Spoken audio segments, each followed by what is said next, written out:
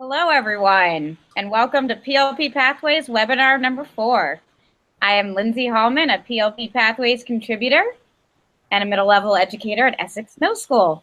Today, we'll be discussing proficiency-based learning and its role in personalization.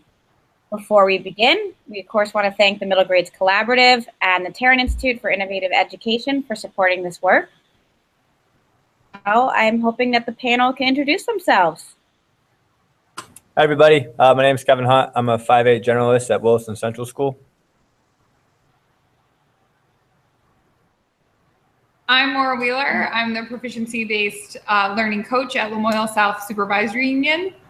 And I'm Kate Toland. I am a social studies teacher at People's Academy in the Lamoille South Supervisory Union. I'm Allison. I teach at U32 Middle High School in East Montpelier. Thank you, everyone, for being here. So our topic for today is proficiency-based learning, and I'm hoping we could start with our own definitions, defining it from all of our different perspectives. Maybe like to begin. Can you give your definition? Sure. Does anybody, I don't want to step on anyone's toes. Go for Okay. it. Think about proficiency-based learning. There's a series of characteristics, but one very clear is that there is a proficiency, or often sometimes called standard, or called competency-based learning, a very clear target that students are aiming for, and a learning progression that teachers have designed from the very beginning of what it looks like to practice that skill to all the way beyond proficient, and curriculum and instruction and assessment designed around having students work toward that target, practice that target, get feedback toward that target. That's how just a short definition of proficiency-based learning. Thank you, Kate. And of course, I want to hear other people's definition as well, but I'm curious about how the language is used between standards and proficiencies and learning targets. We all, just so that people are clear who are listening to this webinar, and so that we're all clear, are they interchangeable, one and the same? Any thoughts on that? Yeah, that's a great point. I can touch on that, Lindsay. I think we've used, at U32, we've used the standards to drive what we call the proficiencies, or these overarching either transferable skills or content-related targets. But I think that's an excellent point. Without the common language about what we're talking about, it's hard to have this conversation. So I think for us, the standards have driven, Common Core and NGSS have driven what we see as adolescent, like the development.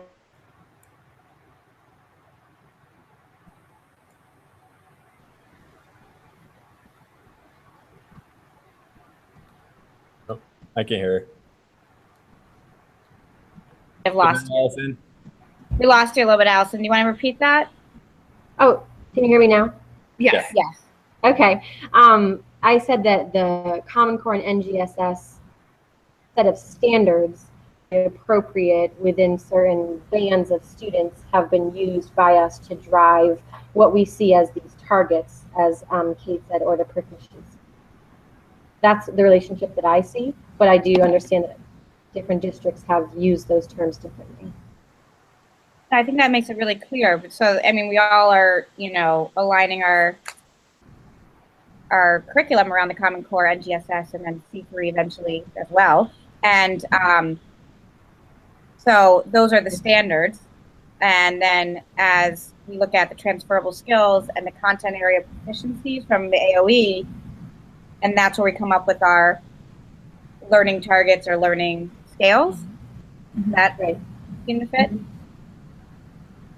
Anybody else want to chime in around the definition before we get into what it will look like in practice?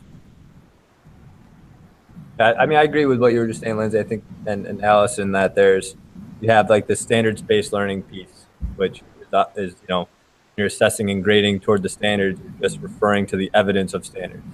When we start tying in, I know like in our district, using the language of learning targets, learning scales, and that's where we're combining like our Common Core NGSS standards with the transferables to make learning target, that we're deeming as, okay, you're proficient if you meet this learning target. So it's definitely a little wishy-washy across districts and from one teacher to the next. But I think what you were just saying about, exactly how that the standards kind of drive it to the backbone, the backbone of this whole process, and then our proficiencies are what we're coming up with to kind of mesh those standards with some other transferable skills and areas that we're hoping our students will become proficient in. Maybe before implementation, do you want to talk a little bit about philosophy of proficiency-based learning? So we did the definition and how we generate standards or proficiencies, but maybe some of the philosophies around proficiency-based learning? Yes, that'd be excellent. And also, I was just thinking in connection to what Kevin was just saying, because the standards, are driven by NGSS, Common Core.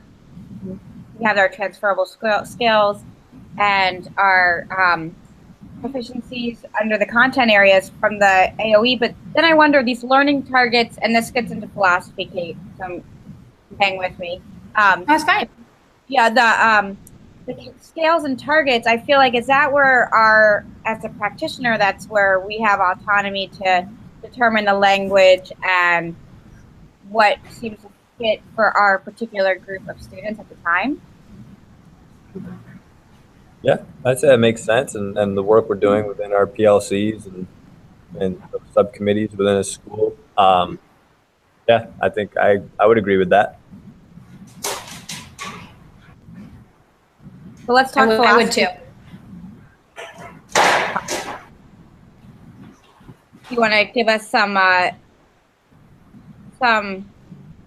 ideas about where you're coming from philosophically?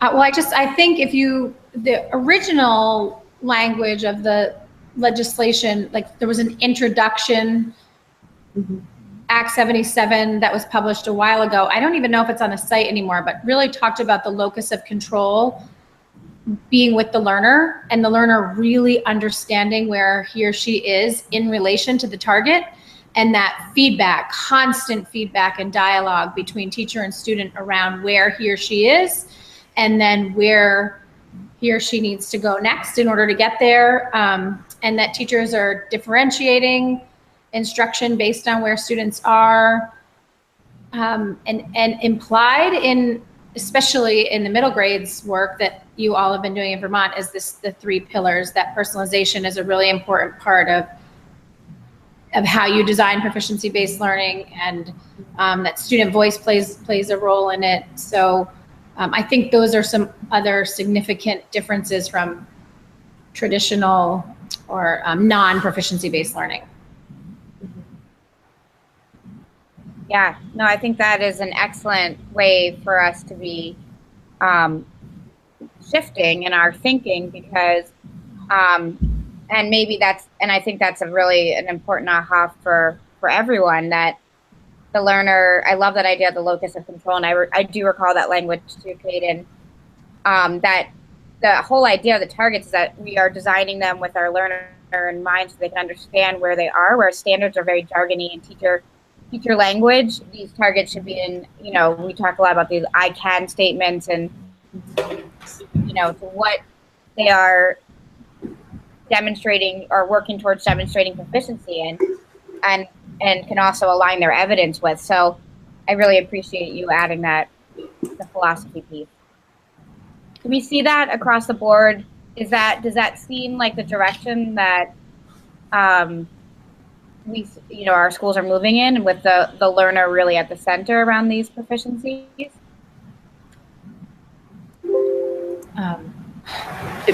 Just one last thing I'd add is that, and I think everybody's done this, is that another major principle of proficiency-based learning or standards-based learning is that you separate the academic grade from the habits of work, like really pulling that out. There's no longer,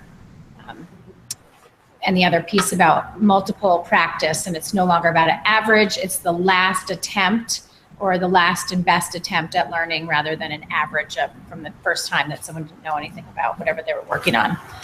I think in our school, yeah, we're in our district, we're working very hard and really having conversations around what does proficiency look like? How do we write high quality learning progressions that start where students are and increase in cognitive complexity, and what is evidence of that? I mean, yeah, we've really been underway in those conversations here in Lamoille South.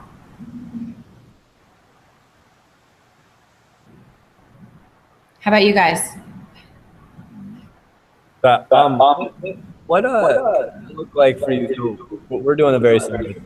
We're definitely using, as we talked about, using the standards and the transferables, creating these learning targets, all in student-friendly language, the ICANN language.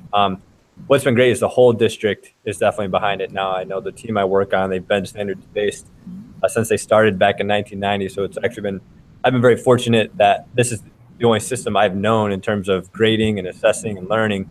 But in talking with some others, it's definitely been a shift. And I know one of the bigger shifts, and one of the things that still I think we're running into some roadblocks. It makes sense, learner-centered. We're using evidence toward these proficiencies. We're definitely keeping the academic versus the habits. Those are separated, which, I mean, that to me makes total sense. It's still that piece where, in our classes, I'm a 5'8" teacher, and I'll still have these learners that are at this first and second grade level with some stuff, and other learners that are at this high school level. With us, we have our learning targets and scales, so our 1 through 4 essentially. We've been playing around with what do backed out targets look like.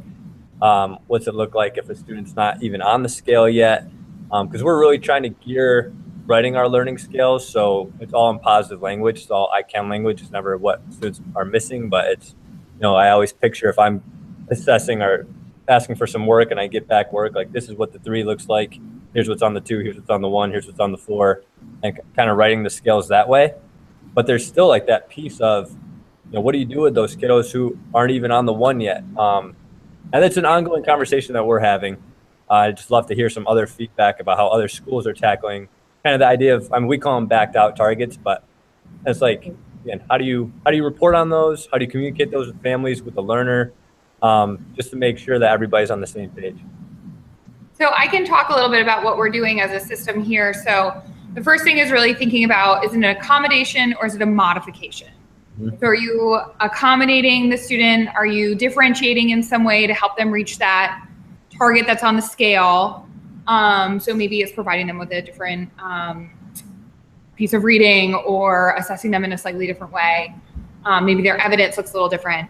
If you are modifying the proficiency, meaning the student needs a completely different target just based on where they are, what we do is we actually have a modified proficiency supplement that goes with the report card. And so the teacher works with, a lot of times it's a special educator, but a student doesn't need to be qualified for special education to potentially need a modified proficiency.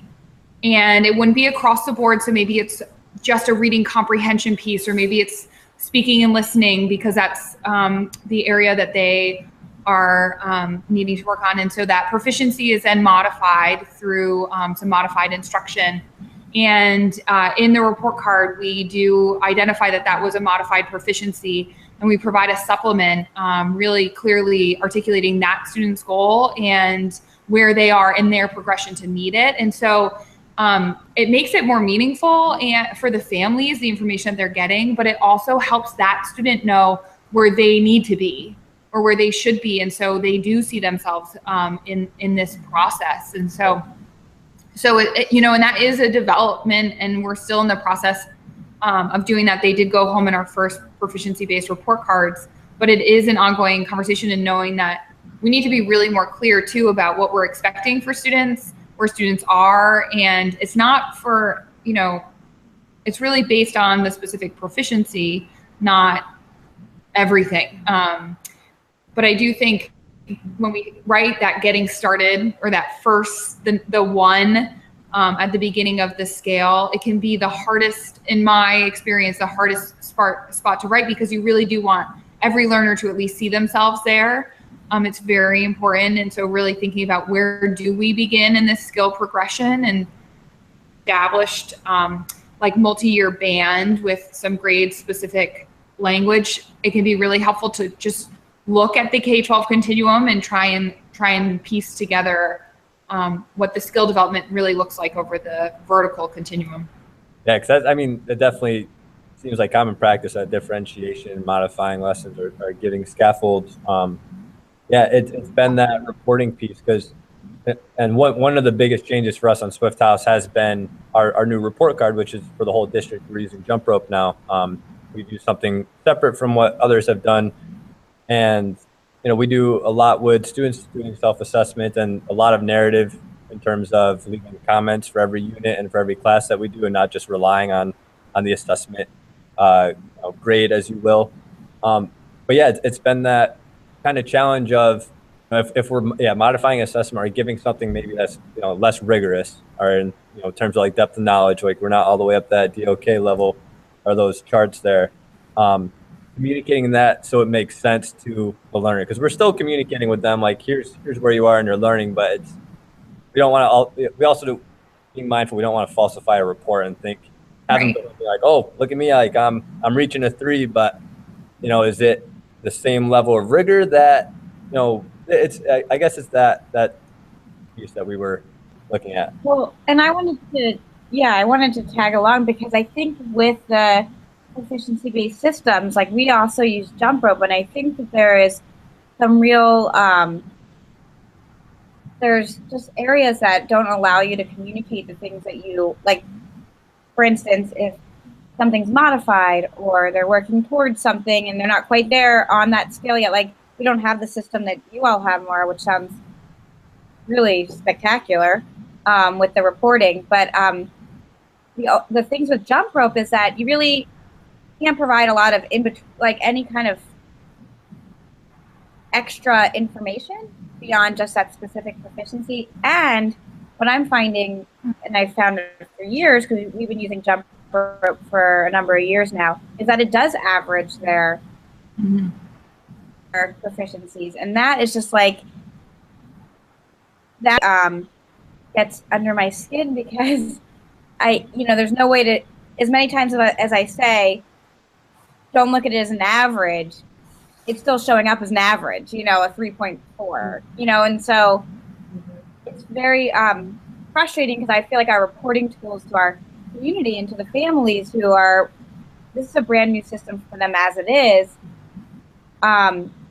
they're not reporting the way that it should be in many ways. It's still kind of deceiving. And I wonder, we don't need to get into that whole system around reporting right now, but I think about that too with the averaging, and it can't be an average, just like Kate was saying before. And each of those skills have to be separated out. So I don't know if, does anybody else find that they run into some challenges with the way that their reporting systems? We can just touch briefly on that, and then we can move into in practice. We use Schoology in our district, and our central office is working very hard to figure out ways so that we can use our professional judgment, looking at the series of attempts, multiple attempts at particular proficiencies, and that so we make the final decision, and it doesn't average it for us. I think they've worked to work that out. Excuse me, Allison, sorry. Oh, no, you're okay, Kate. Thank you for adding that in. I was just going to ask what reporting tool you all use. This is so interesting. So of the 4 of us, we have Jumprope, Schoology, and Infinite Campus represented as the possible tools to use. And I'm going back, Kate, to the philosophy, because it appears that with any sort of reporting tool, there are pros and cons. But then as a district, if you know the philosophy and what's most important to you, you need to let that drive how you report instead of the other way around. Totally. Like letting our reporting tool drive our curriculum, we're like, whoa, that's not, no, we need to go that way. So we actually designed a custom database. We have a consultant that has been working with us.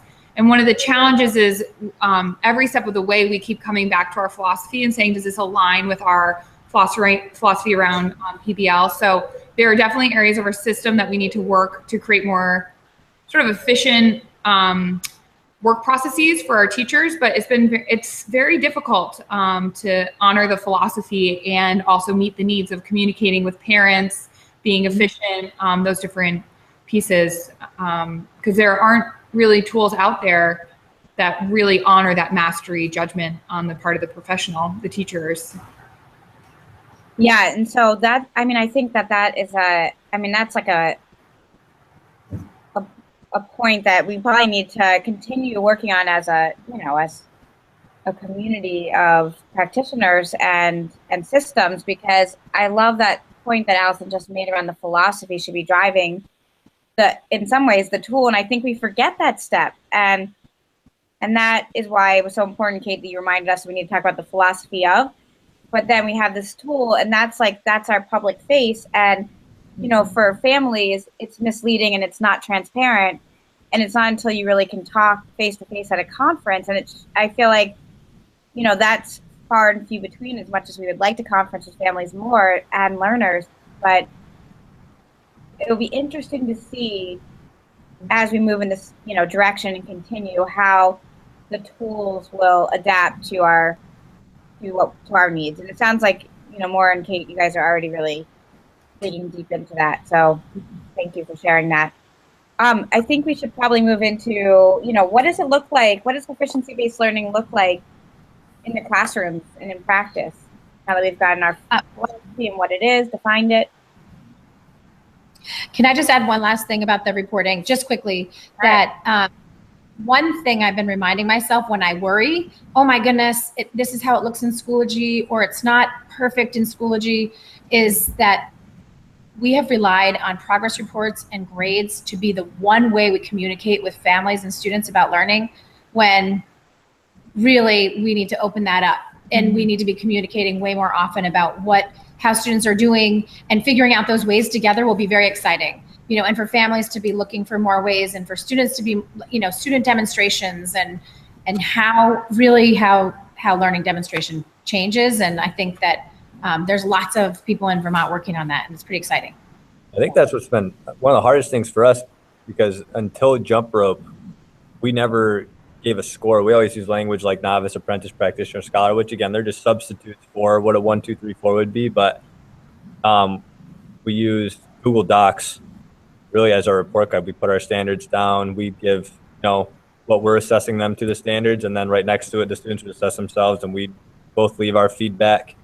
And we always had our PLP site, or way back when, I guess they used to use the big binders with portfolios of evidence, be the driving feature, and it still is. Now they're online on Google sites, which are great. But Kate, going back to your point, since I've been teaching on Swift House now for 5 years, I haven't once had a parent ask about grades. Nice. It's always about the learning and the path and the journey more than anything, and those student-led goals. So that's one thing I guess I can speak to, that is when it's not in their face so much. And I'm worried now that Jumprope, like Lindsay, you were saying, it does all this averaging. I'm like, no, this is so counterintuitive. This doesn't go with what we're trying to do. But luckily, we don't even really touch on those in our student-led conferences. And that's the thing, is we're still putting more of the emphasis on, those PLPs and that path to learning, and, their growth toward these proficiencies, not so much just what necessarily the report's saying. Not that that's not important, but I think it's important to look beyond that as well. Yeah, and I would agree with you, Kevin, because for almost a decade, working at the Edge Academy, and we were in the same place. We didn't necessarily have a reporting tool, so we just made up our own, and a lot of it was narrative and connecting with families in a different way around the standards, and learners self-assessing and us assessing, and spending a lot of time doing that feedback piece constant, and then more summative as well. And then when Jumprope came into place, and now being on a new team, I find the culture of our team in the past was one that was not worried about the score or the grade or the thing. It's about the learning journey. And now I feel like, with being on a new team and kind of seeing the other side of the world here, I see the kids getting really concerned about a 2. And if I don't get up to a 2, 3, then I'm not going to get this or that. And so the 3s are being held over them you know, kind of like an A or a B used to be. And now I feel like we're just kind of, in some ways, trying to equate them, which is totally counterintuitive. And it should be a learning journey, and that we're shooting for these proficiencies and these targets, and that kids have multiple attempts and opportunities to demonstrate proficiency. So I'm seeing something similar now being on the flip side as well. So I would like to talk about what's going on in their classrooms around learning. I'll start if you want. Yeah. Okay, so ninth grade Earth Sciences is our second full year, so we're kind of on the edge of what middle grades practices look like. Ninth grade Earth Science Physics, and the biggest difference I've seen in the 2 years with implementing PBL has been the choice in demonstration of understanding. Trying it one way, then modeling it, then speaking it, and that being okay, not being stuck to doing a certain test or stuck to demonstrating in a certain way, and the transferable skills definitely help with that as well. Definitely the biggest positive change that I've seen. I would say the greatest and hardest thing about standards-based learning is decision making.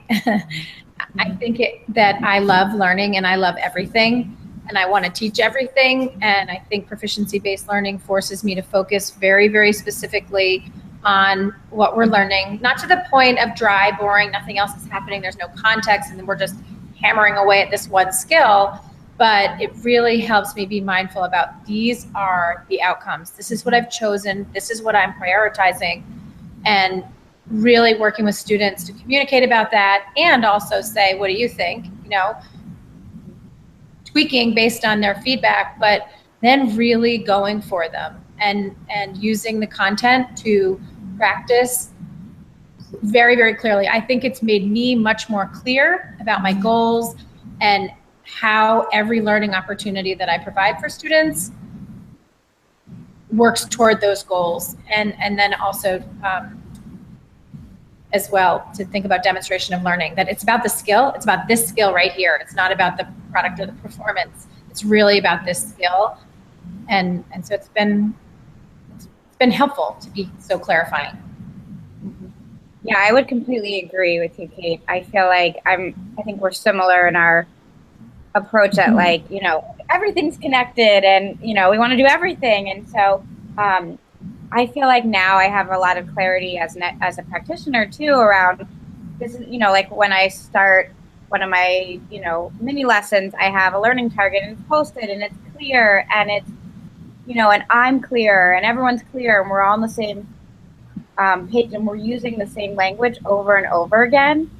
And, you know, so our kids are constantly thinking about clear and effective communication and self-direction, and those words are becoming part of their everyday life. And, you know, those are words that I wish I had part of my everyday life when I was their age, and we didn't have that language. And so I feel like when I'm planning my own units, I'm so much more clear about where I'm going, and I feel like it's helpful because it organizes me.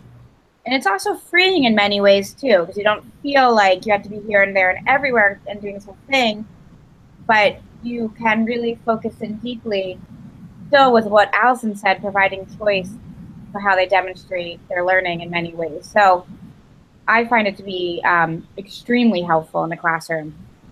I think it also, and maybe others might feel this way, but I think when we're really clearly articulating what we're expecting of students, it does allow them to personalize in a more meaningful way, because you've been clear with them from the beginning. This is the skill that we're working on. This is where we're going. And then when we're talking about those outcomes, it allows for greater flexibility with students, as opposed to having them guess along the way of, where are we going? You said we were going to end somewhere, but I don't know where that place is. And so anticipate where you're going to end up to be able to say, this is how I want to show you how I want to get there. Clear, I think it does help share that ownership with students in just a more meaningful way. And because you're all going in the same direction now, they're with you as opposed to sort of this going along and hoping you land in the right place. Sometimes I just want to have a transferable skills party because I just feel like I feel like it's like changed my, I mean, yes, we had the vital results, of course, and sorry about my camera. And we had, you know, we used to have the, you know, like the skill and attributes of learning after that for us. But like, I feel like it has now like given me, like, I'm like speaking the language that's making sense to kids now. And it's, I can clearly show them on a learning target what each of those skills are all about for a particular, you know, whatever it is. And so it just feels really, you know, a lot of education, sometimes we get worried because we're not sure if we're, you know, we're focused on the right thing, you know, and the thing that they need or whatever. But I just feel like it's been so freeing in many ways. Can you guys hear me? Just specifically, I'd say one of the best resources for me as a high school social studies teacher has been a Stanford website called Stanford History Education Group, SHEG. They have their very specific historical thinking skills, and the website is so helpful. We had actually a woman named Kelly Brown. I think she was the Massachusetts Teacher of the Year, the Disney Teacher of the Year 10 years ago or 8 years ago. But she came and did early on. She came and during curriculum camp, she came and taught us very specifically how the Common Core could be used in social studies, learning designed around. And I think that was kind of early proficiency work in our district. But working with her after a few days was for me. And so that I would highly recommend that website. And the state has adopted the C3 framework, the social studies framework. It's also incredible, rich, and encourages inquiry and depth. And it's wonderful. So having these great tools out there has also been really helpful in developing high quality standards. Yeah. I'll echo that too. That's a great resource for middle level as well. I use that for my fifth and sixth grade social studies class that I teach. It's awesome. I know we were just like talking about what kind of this standards-based learning and proficiency-based learning looks like in a class. And one thing I've loved is just the idea that it embeds itself so nicely with growth mindset, and that you value mistakes and you celebrate them, and you're always offering students a chance to show growth toward mastery. So that means they can retake something whenever they want to. They're always practicing new skills that aren't constantly being graded. And it takes the pressure off of the kids and lets them, you know, value this learning process and just be okay with making mistakes and trying something new and taking these healthy risks and saying, you know what, I've been working really hard on this. I think I want to, you know, try an assessment again to see if I've, you know, gained more, you know, closer, or I've grown closer to proficiency than before. And that's been awesome to see in the classroom as well.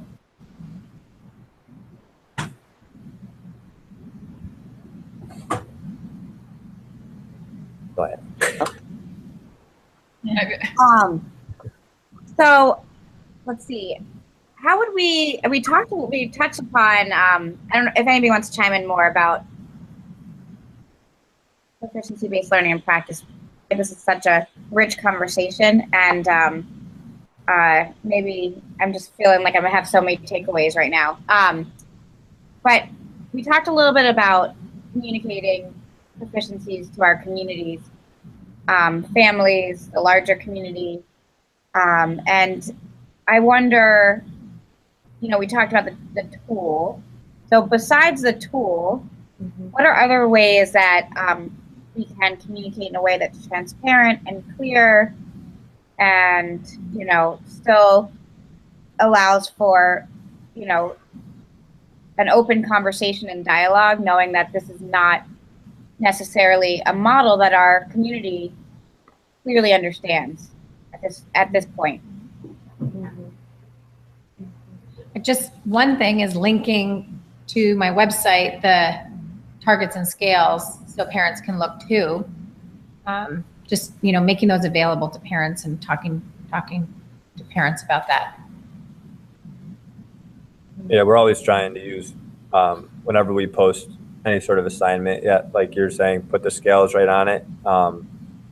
When we're giving feedback, we can give feedback. We try to give comments more so than just, you know, putting a score on it or circling where they are on the scale. But what's Google Classroom's been great in terms that it allows parents access to see their students' work. And at the age I teach at, we always suggest that parents get to know their students' login and password anyway, and so they can go on and check it as frequently as they would like. But I would absolutely agree with you there, Kate, that's a great way of doing it. Yeah, we also, our kids send home a Monday memo and then a Friday reflection they send it to both their advisor and a trusted adult, most often a family member. And right on their Monday memo every week is, you know, the transferable skills that we are, you know, that they're being assessed on. And so parents are, you know, our families are seeing the learning targets constantly. And then we send home from the teacher perspective, we send home a Friday newsletter, and we are always just putting the learning targets right in there when we're talking about the learning that's happening in our classroom. So we keep blasting them with the targets and bringing them.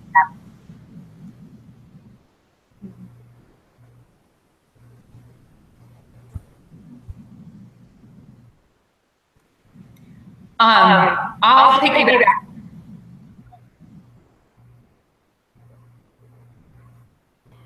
I can chime in about our ongoing with this conversation about community and parent involvement. And I think we're having a bit of a different conversation at the 9th grade and then high school level. So it's kind of this balance of the community, obviously, and parent involvement, but then equipping this set of transferable skills to be able to make these decisions on your own. So I think we're kind of walking that line right now of what is the right, like, happy medium of parent involvement. And unfortunately, I'd say it's a bit more like reactive in the sense that parent involvement is usually happening when the student isn't coming to keep working on those skills. But I'm hoping that as we kind of keep working on this, and maybe, you know, next year and the years to come, that it looks more like a happy medium of parents getting information when they need it, and then having those opportunities for conferences and PLP presentations, but at the same time acknowledging that as they grow, they should be developing this really independent set of skills.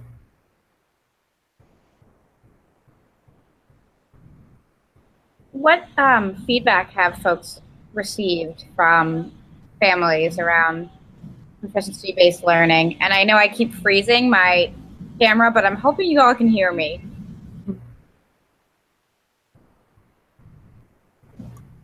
I think it's a wide range of reception. I think it's different, and so there's lots of responses to different. Some people are really excited. Wow, this is so clear. I wish I had this when I was learning. And wait, what does this mean? And I think in many ways, school has been a tool for sorting and selecting. Proficiency-based learning is about learning. Standards-based learning is about learning and helping students see where they are. And it's not necessarily about putting people in order of best to worst. And so I think there's some fear around that, although as people learn more about proficiency-based learning, a 4th grade class in Stowe had their families in and had the parents do a standards-based activity, and the parents loved it. So I think as people engage more and more, they understand that, wow, this is way more clear than the 86 I had in bio in high school, or this is way more information, very clear and specific information, our learner. So that's our reaction so far. Yeah, I was just telling Kevin before we started our webinar, but he had posted something on Twitter in a chat yesterday that I thought was really summed it up and really aligned with what you just said, Kate. And it was that you could always ask someone what's something they learned from failure and see if they respond with a grade or a life skill. And that's a great way to start the conversation with parents as well. So, you know, I think if you're absolutely right, like the 86, what does that even tell you? You know, and so, but I think, you know, and I think it's going to take time as we continue to work within a new system for many of our families. But I think if we constantly are providing them with rationale, like what Kevin posted, it's a very simple way to sum it up.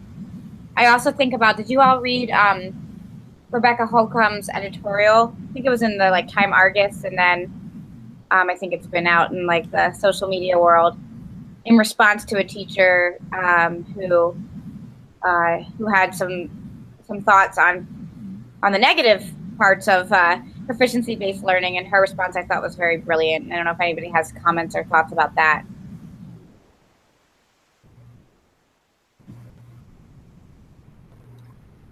I don't. I heard about it and I haven't read it, so I don't have quotes from it. I just heard that CVU Learns is also a great Twitter handle to follow. They also have a blog.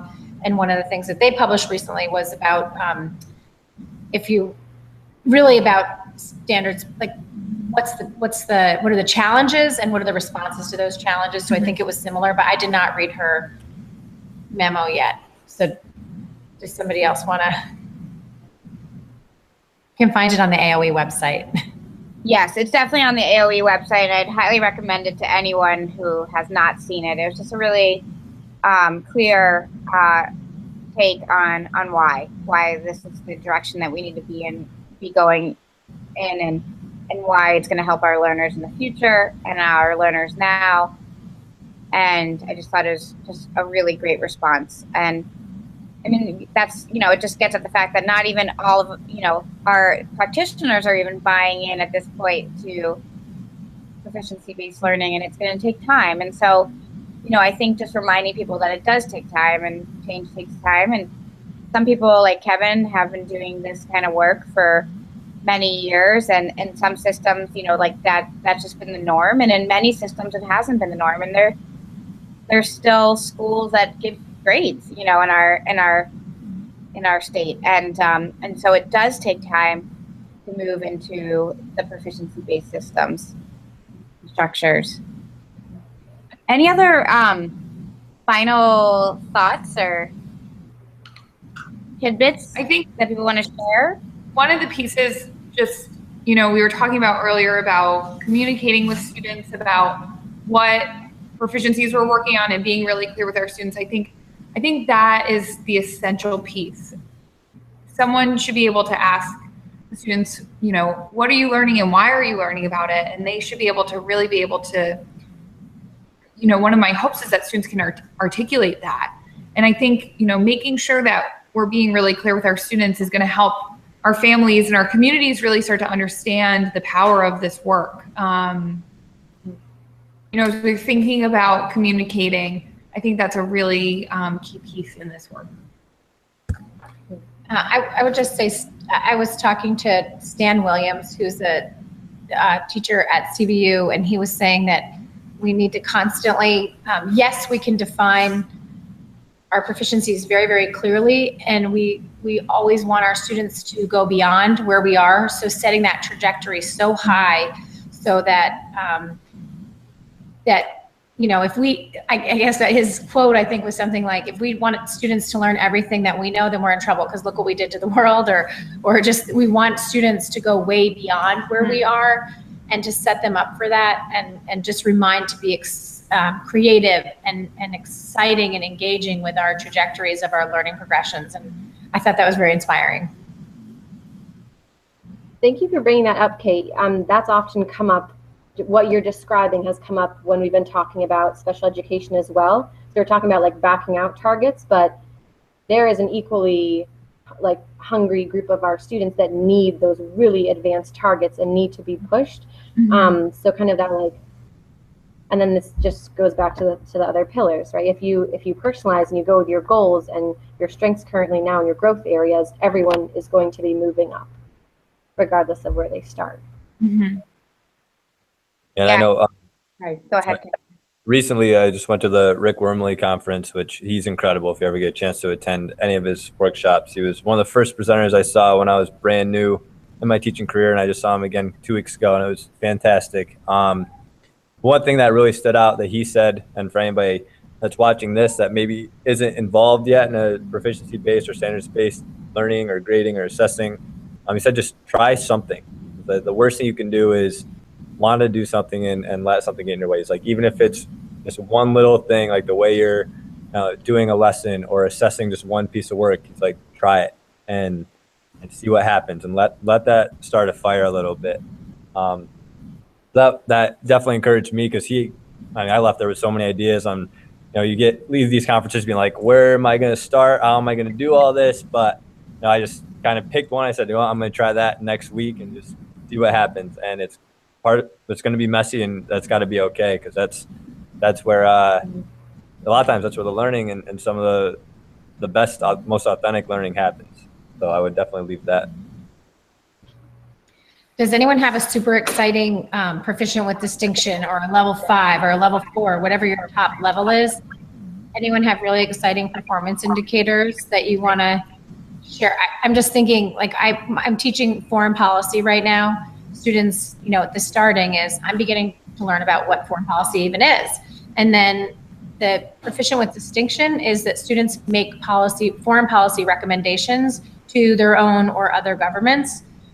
Right. And that's hard.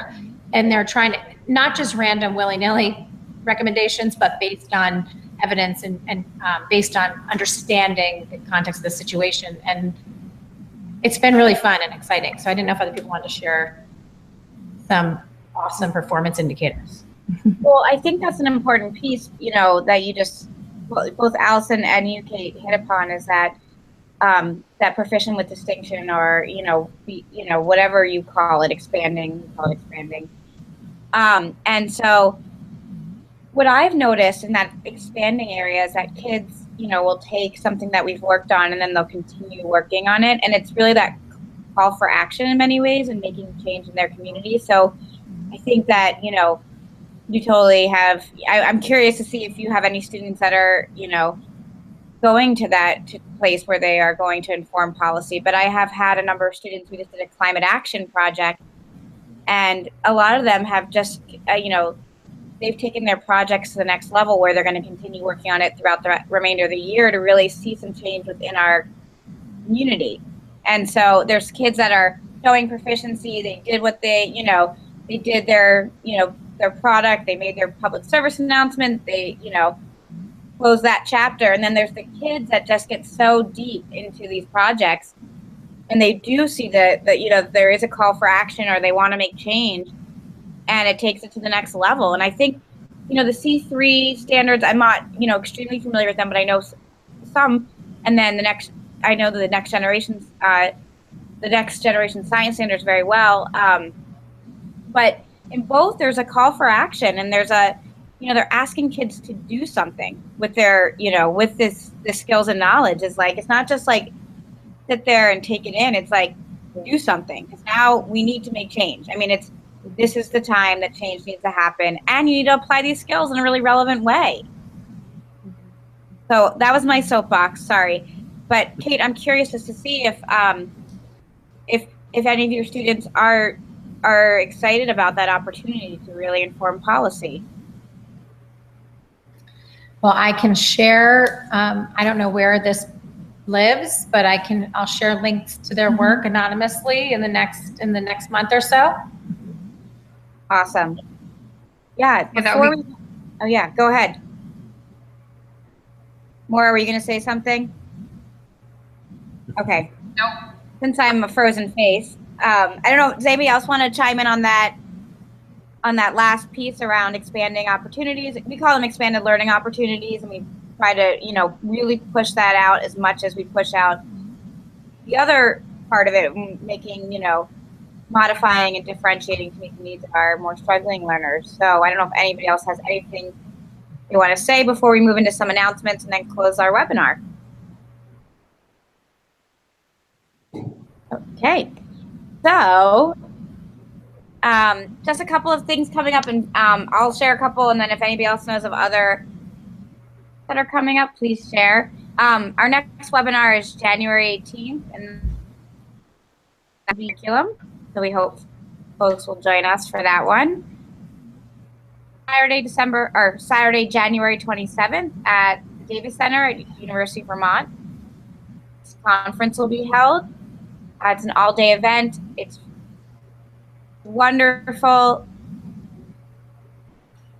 projects. We have people from all over the state, the 3 pillars, and we hope you will either attend or maybe even consider presenting. And you can find out that information on the middle grades collaborative website, collaborative.org, I believe. Is there anything else going on people want to share? Upcoming events, professional development? Tomorrow is the big Carol Ann Tomlinson conference that the NEA is sponsoring. Yes. In Burlington, so that's going to be a great one for differentiation. And I know last night was or 2 nights ago, last night, I don't know. Well, last night or 2 nights ago was the last SBL chat of the year. I think they're starting up again in January. But I know Garnett Hillman, she's typically the one that leads it, posted that you should check out their Facebook page as well. They have amazing resources, and just following that chat, I learned so much from other people around the state, around the country, in terms of standards-based learning, just by following the feed. Bill Rich has a workshop coming up about designing and fine-tuning learning scales. So if you're listening and you're sort of trying to think about how you can fine-tune some of those learning scales, and think about what that proficient with distinction looks like, or that level 5, or how to build those progressions, that's happening in January. And I think it's through the higher ed collaborative. Thing that I just thought of is that on January 30th, the Vermont Learning for the Future Network, which is a network of practitioners, anyone in education, non-traditional administrators, folks, community partners, coming together we have 2 summits a year, one in the summer and one in January 30th, all day in Barrie. And if anybody's interested, they can email me and I can send along some information. But you could also go for more information to vtlff.org, and I believe that information is on the website. And that's a great way just to think about making sure that all of our students have, the opportunity to have an equitable learning experience. Anything else from you all as far as opportunities? Lots happening in January. All right. Well then, thank you everyone for joining today, and have a happy new year and a wonderful vacation. And we'll see you in the new year. Thanks, Lindsay. Great job. Thank you. Bye. Bye, everyone.